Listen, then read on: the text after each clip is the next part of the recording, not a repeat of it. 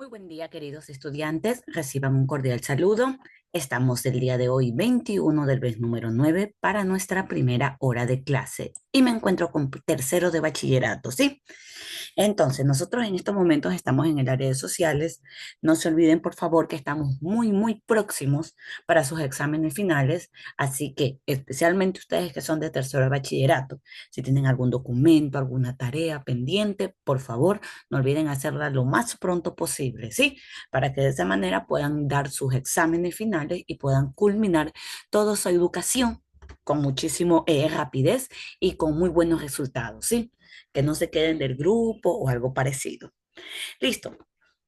Entonces, nosotros ya en estas últimas clases habíamos dejado un poquito de lado lo que viene siendo España con la conquista y también nos centramos en lo que había sucedido en Portugal, ¿verdad? Porque al fin y al cabo, si nosotros nos damos cuenta en América, por lo menos desde América, desde México, que aunque está en América del Norte, desde México para abajo exactamente, la mayoría de países hablan español, pero no hay que olvidar también a nuestro casi vecino Brasil, pero que a diferencia de nosotros, ellos hablan portugués. Entonces, habíamos estado viendo justamente no solamente la invasión española dentro del territorio americano, sino también la portuguesa, qué pasó, qué sucedió, causas, consecuencias, etcétera, ¿sí?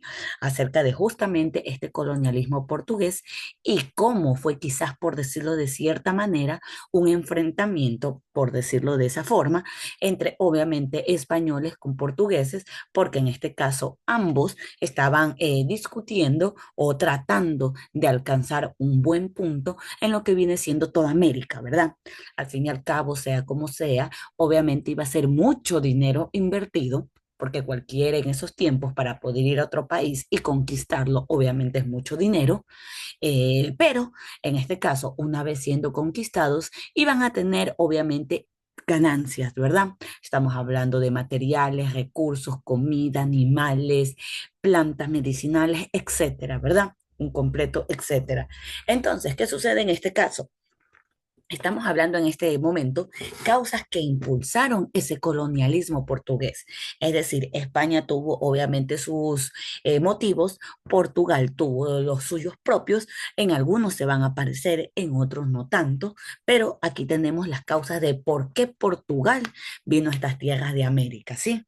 Nos dice, por ejemplo, las ganancias de la corona por el comercio con el Oriente habían mermado, por lo que necesitaban ingresos y vieron la oportunidad de comerciar maderas y extractos de los árboles. ¿Qué pasó aquí? Acordémonos, por favor, que para ese tiempo fue la caída de Constantinopla. Nosotros estamos hablando que si Cristóbal Colón llegó a tierras americanas en 1492, en 1453, si más o menos no me equivoco, fue cuando cayó Constantinopla. Y una vez que cayó Constantinopla, todas las rutas que ésta poseía quedaron obviamente en el bando, quizás por decirlo, enemigo, ¿sí? Entonces, ¿qué sucedió? Que Europa, que estaba acostumbrado a ir por el paso de la seda para poder ir para poder ir a la India, Asia, etcétera, ya no pudo seguir con ese mismo camino. Entonces, ¿qué quiso hacer en este caso España? Ir del otro lado para poder llegar a la India. Y oh sorpresa, se topó con para ellos un nuevo continente, ¿verdad? Entonces, obviamente, nos dice, el comercio con el Oriente había mermado. ¿Por qué? Porque en este caso, la ruta de la seda ya no estaba permitida, ¿sí? Entonces, por esa razón, al igual que los españoles, los portugueses decidieron hacer el mismo camino. Y aparte de eso, ya no tenían tantos, quizás por decirlo, comerciantes o vendedores o personas que les compraran sus productos debido justamente a este percance, cosa que con América, ver nuevos productos, nuevas materias y de bajo costo, quizás por decirlo de esa manera, iba a ser muchísimo más fácil para ellos obtener ganancias, ¿verdad? Entonces, a eso es lo que nos dice en este primer punto.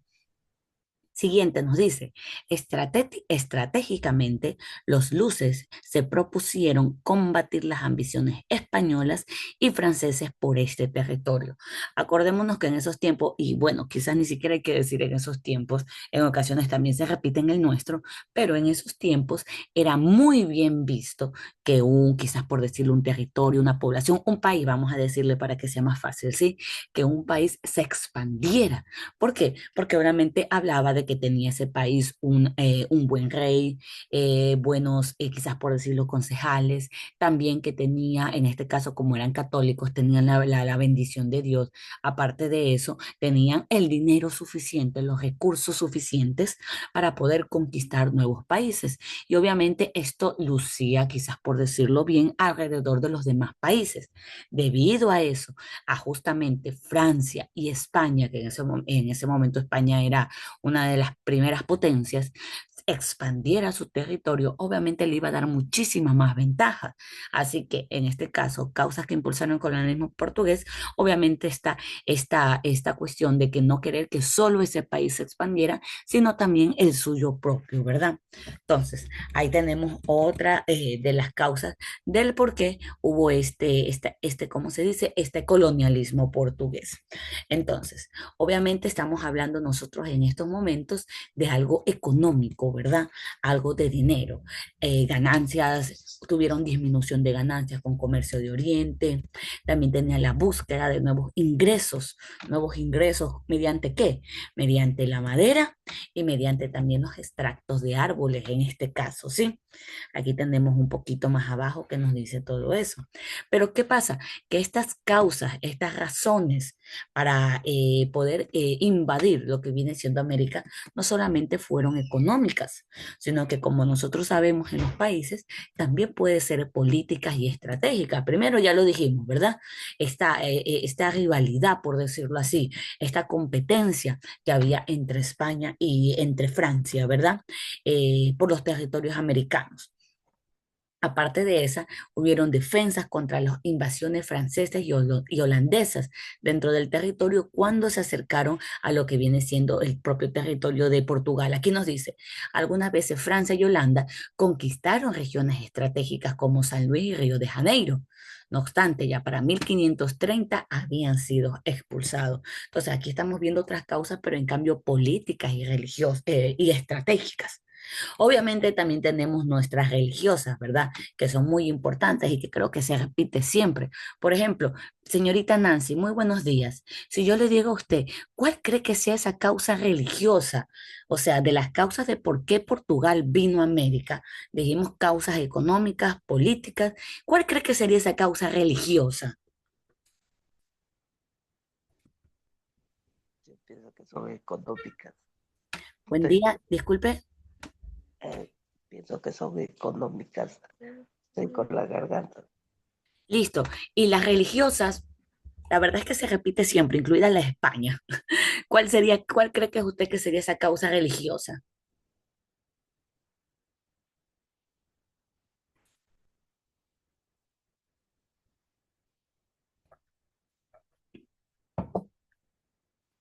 ¿No? Listo, no se preocupe. Listo. La causa religiosa, la verdad es que sería igual a la de España. ¿Cuál es ese? Era el compromiso con el papado de poder cristianizar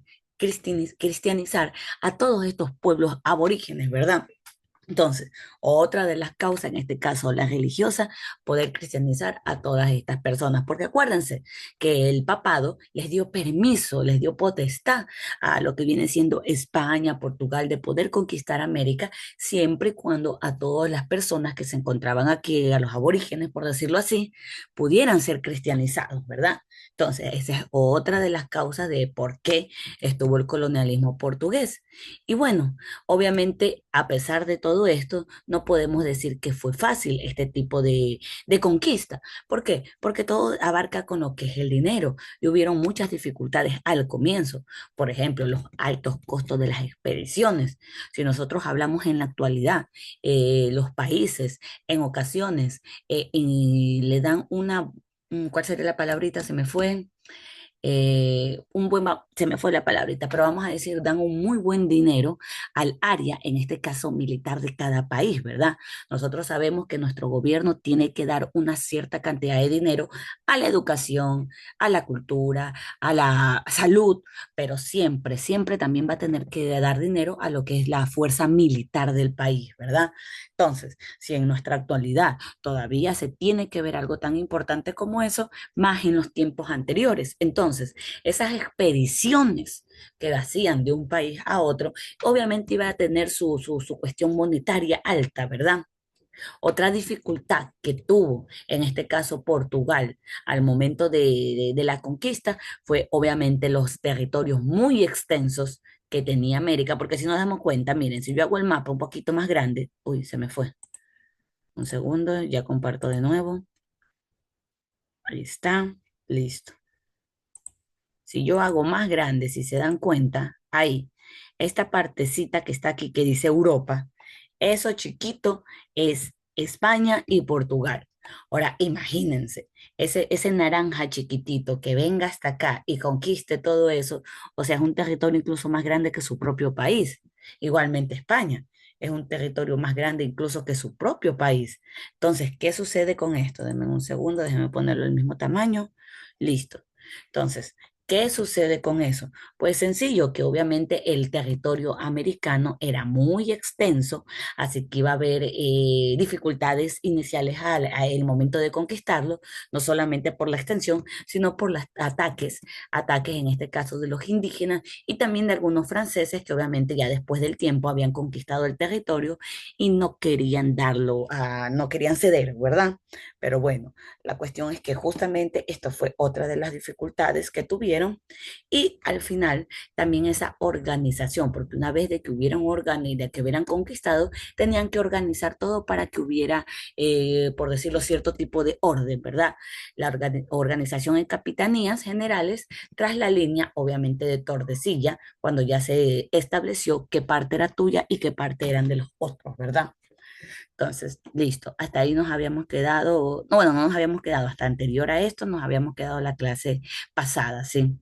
Entonces, ¿qué sucede? Que ya después de todo esto, de que ya invadieron, de que ya están colocados, ya hay una razón, un motivo, vienen cierto tipo de cuestiones que en este caso son ciclos económicos, que ¿qué quiere decir esto? Tanto el material, la materia prima que de América fue hacia Portugal o incluso que de Portugal vino a América, ¿verdad? ¿Qué tenemos, por ejemplo? En este caso hubo el ciclo de la madera como uno de los productos más importantes. Nos dice, la economía brasileña colonial vivió varios ciclos caracterizados por actividades productivas privilegiadas en torno a los cuales se organizaron la mano de obra y las relaciones políticas y sociales. En principio, Brasil carecía de yacimientos de metales preciosos y la actividad se centró en la obtención de brazo. ¿Qué es esto? Un extracto de madera abundante que servía para teñir textiles. A pesar de que este producto tenía aceptación en Europa, el decrecimiento de viajes marítimos y la excesiva tala de árboles hicieron que su precio se elevara y para 1555 dejó de ser un negocio atractivo. Igual que España, Portugal utilizó en América mano de obra indígena y esclava africana, ¿sí? Entonces, podemos decir con eso que hubo un ciclo de la madera en estos ciclos económicos que hubieron. Primero, ¿para qué servía este palo Brasil? Era un producto para teñir textiles y muy demandado en Europa, pero que en 1555, por culpa de la sobreexplotación y menos viajes marítimos, decayó, ¿verdad? Después hubo otro ciclo que fue el ciclo de la caña de azúcar. ¿Qué nos dice este? En cambio, esta fue la introducción del monocultivo desde mediados del siglo XVI y Portugal tuvo el monopolio de justamente la caña de azúcar, pero hasta el siglo XVII.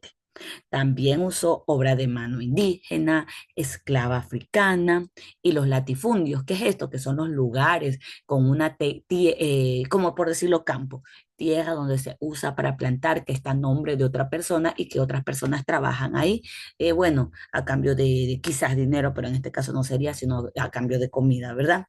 Los latifundios fueron organizados en plantaciones y aparte de eso, en todo este ciclo de la caña de azúcar, también hubo lo que fue una competencia de Holanda y Antillas, que al final después fue en declive también, ¿sí? Esto por decirlo es lo importante del ciclo de toda esta caña de azúcar.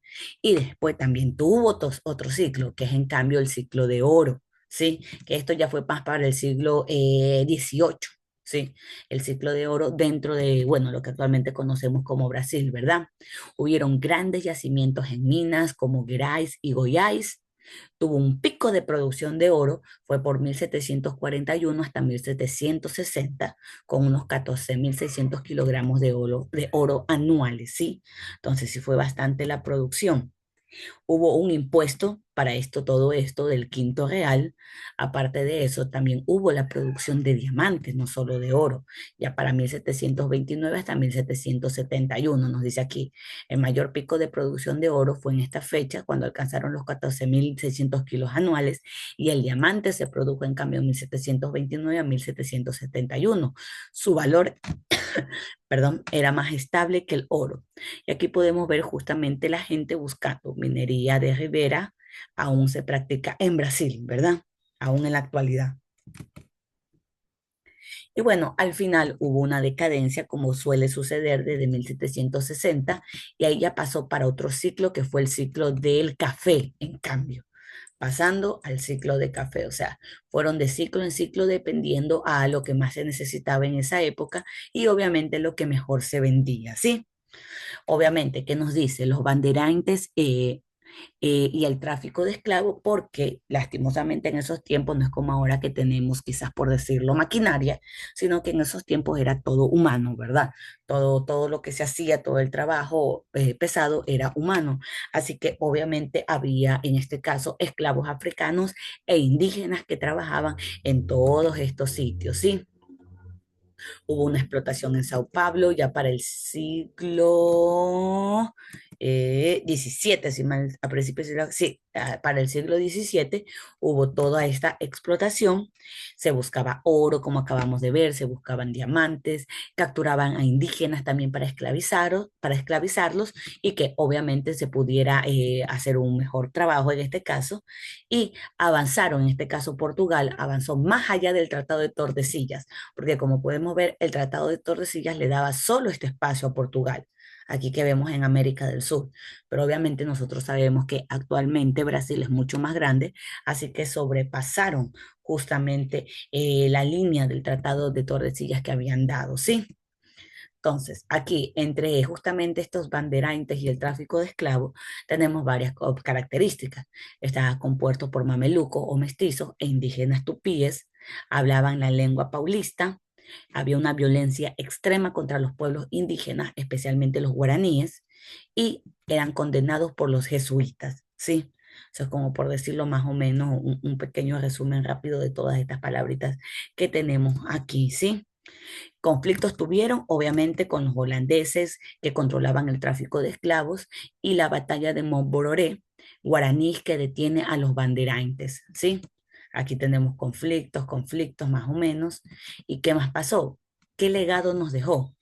Considerados muy crueles en Latinoamérica, y en Brasil son vistos como como los que expandieron las fronteras hasta casi las actualidades que tenemos ahora, ¿sí? Aquí justamente hay un monumento a los bandeirantes. Listo. Y finalmente, ya para terminar, después de haber visto españoles y portugueses, qué semejanzas y qué diferencias tenemos unos con otros, en qué se parecen, en qué no se parecen. Sencillo. Semejanzas, obviamente, al momento de conquistar las tierras americanas, tenían un objetivo de mercantilista, ¿verdad?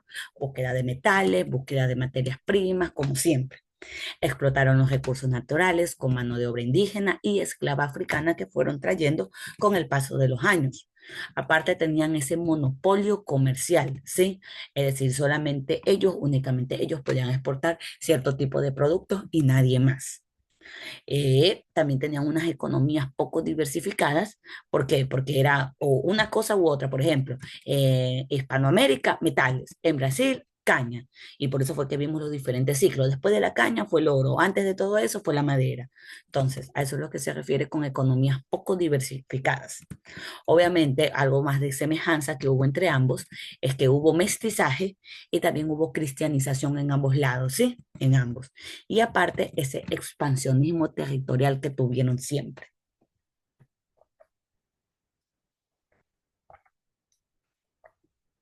Diferencias, en cambio, ¿cuál fue la diferencia entre uno y otro? En España, por ejemplo, se colonizó imperios indígenas avanzados, lo que es actualmente México y Perú. La organización política, por ejemplo, en España fue por virreinatos como funcionarios reales y la minería de metales preciosos como el principal eje económico, mientras que como podemos ver Brasil no tenía estos metales preciosos. En Portugal, el territorio fue más difícil de explorar. Economía confinada al litoral durante décadas. ¿Por qué? Porque acordémonos que en lo que es actualmente Brasil está la Amazonía, ¿verdad? Entonces, obviamente va a ser un poquito más difícil explorar eso que a diferencia de la costa y la sierra. También en este caso, mientras que España se organizó por virreinatos, Portugal se organizó por capitanías generales como funciones militares.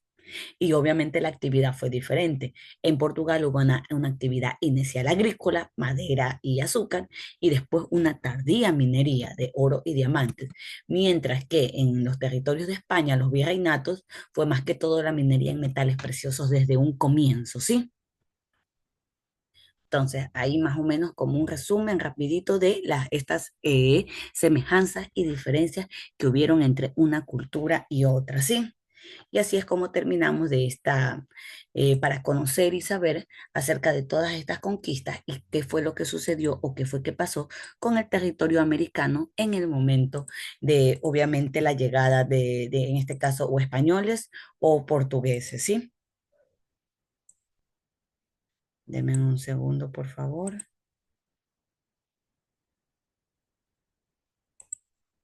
Listo. En este caso se encuentra la señorita Nancy Montero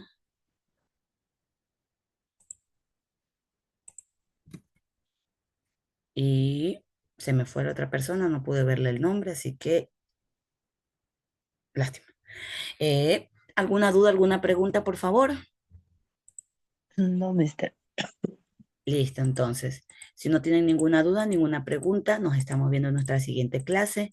Aún así, no olviden que cualquier cosita me pueden escribir por WhatsApp, ¿sí? Que tengan una excelente mañana y pasen muy bien.